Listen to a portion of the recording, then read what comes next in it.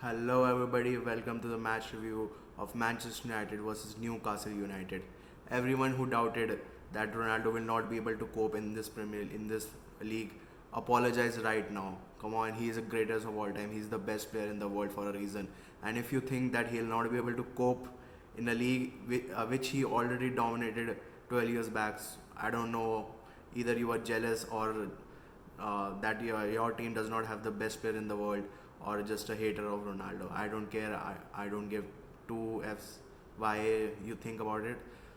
But we won the match. We won the match with style, with dominance, and what a match it was. So let's start with our match analysis.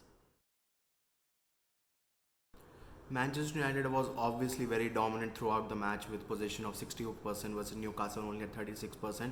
And obviously Newcastle played very defensively because that's how they play. Uh, in this season, they had an average possession of 45.3%, which they ranked 13th in the whole league before this match.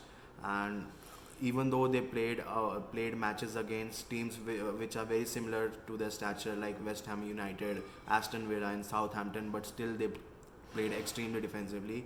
So obviously they had no other game plan, and if you are meant to hurt a big team, Newcastle can only counter attack and create a low block, and that was their game plan throughout the match. As per the shots on target, we can see that United had 7 shots on target versus only 3 from Newcastle. Big chances created by Manchester United was 5, and we missed 2, but still had 4 goals. Newcastle hit us on counter attack and scored with their only big chance created in this whole match. As per the XG map, we can see that United had a XG of 2.89 versus 0.62 of Newcastle. Most of the earlier chances in this match was coming from set pieces because Newcastle United are not that great at aerial duels. As per the last year's average, they have out of 194 players who played in defense, either full backs or centre backs, Fabian Schär ranked 160, and Fernandes, who did not play today, ranked 109. The only player who is decent enough in air is Lascelles, but still we were not able to exploit it. And most of our second and third goal was counter attack because Newcastle a little, you know, had thinking that we can do harm them a little after their first goal, uh, which they equalized in the second half at the beginning of second half. So that's when we were created our second and third goal. Fourth goal, after substituting Martial and Lingard into the match, they played an extremely great 1-2 balls around the box, and Martial created a dummy run which created space for Jesse Lingard, and he scored, uh, which was an amazing goal, which was like a great, good 1-2 touches pass, and that's what we needed throughout the match. But still, we scored 4 goals, and it was as per the XG map, it showed that we were meant to score a lot of goals in this match. So let's deep dive into the tactical analysis. Manchester United obviously had a very good shape against a team which created a very low block and played mostly in the defensive half. But I would have preferred that Matic should have played a little bit more centrally and between our centre backs and played like a half back so that he can stop all the counter attacks from Newcastle, because Newcastle predominantly in all of their previous matches started their counter attacks from the middle of the park by either passing to Callum Wilson, which held the ball, or Alan Saint-Maximin, which had more space to dribble past the opponents. But still, we created enough chances, and with a little bit still we had more decent enough pocket of spaces, and Sancho was uh, passing the ball into spaces or either being present in the pocket of spaces. But if Wan Bissaka was playing a little bit further, he could have made more spaces for Bruno Fernandes as well, and maybe we could have created more chances and had a better, even better scoring chances. Our attacking flow was predominantly has always been from the left hand side in the whole last season, and still again in this match we attack mostly from our left hand side, which I think is still a mistake, and I think Manchester United are still not that efficient enough to play on both of the wings.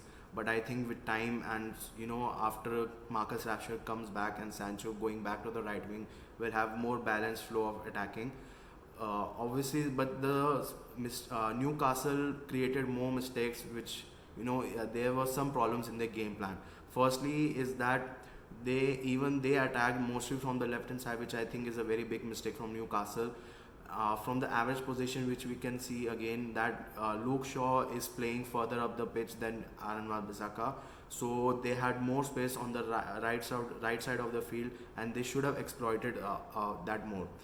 Neutralizing Alan Maxim was most important for this match, so that Newcastle could not have a lot of great attacking chances. In this whole match, he only completed 50% of his dribbles with low pass accuracy and not focusing enough on the right side of the match. And even this is a perfect example. The only goal scored which Newcastle scored was from the right hand side by when Alan Maxim created a good chance and released the ball perfectly, and the right back scored.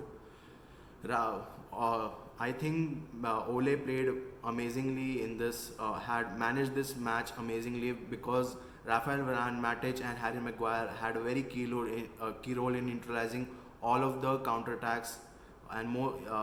All of the counterattacks from Newcastle. They had combined 9 defensive action amongst between all of them. They had 7 clearances among centre backs, and Varane won 100% of his aerial duels. Second mistake, I think so, from Newcastle was the positioning of Joe Linton and Alan Maxim.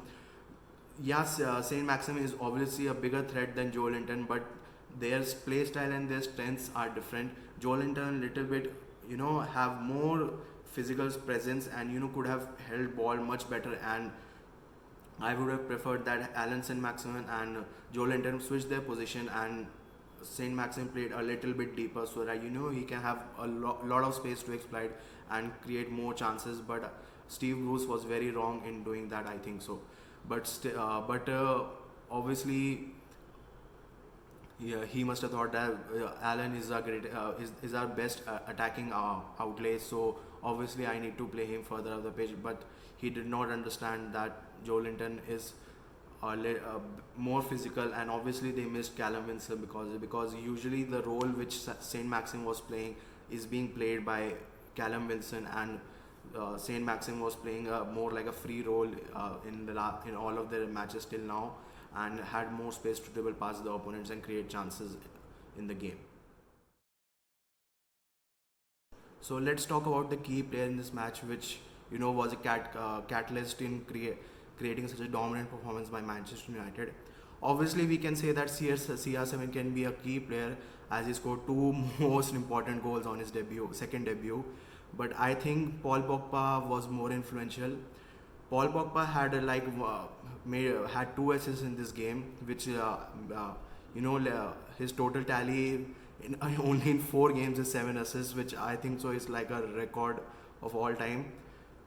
And I hope he beats the highest assist in a single season of Thierry Henry of 20 assists this season. He had total of 129 touches in this match with 92% accurate passes. He created 3 chances in this match and had 10 long balls, which I think is extremely important to switching up the play and create exploiting the spaces which was being left by Newcastle.